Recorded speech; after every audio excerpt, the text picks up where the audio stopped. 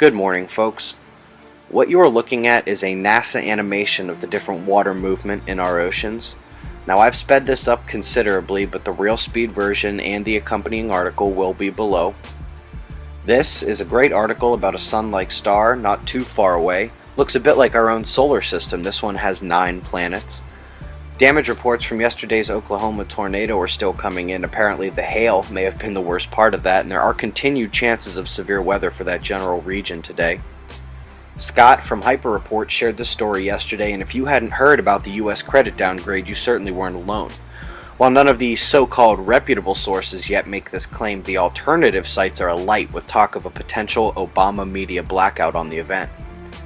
Having a look at global geological events from yesterday, the Krakatoa volcano erupted. South of India on the Carlsberg Ridge we had a moderate earthquake. China's actually seen a few of those this morning, a couple of 4-pointers.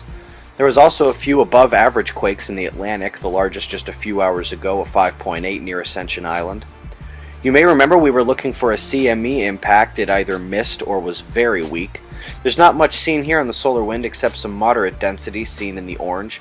Up here on the red is the BZ, and you can see it tipped south below the dotted line at some point last night, not majorly. The Ovation Prime seems to suggest that there was a weak impact rather than a miss. You can see some minor electron precipitation, but that could also be from a separate flux event. The Earth footprint moved here at some point yesterday afternoon, and there was a tiny flare in CME from that region which is turning a limb. That may be what accelerated the particles seen on Ovation Prime. You can see the eruption a little better here on SOHO. Lastly, folks, that corona hole has set the geoeffective solar wind stream in motion, and we have about 2 or 3 days until she arrives.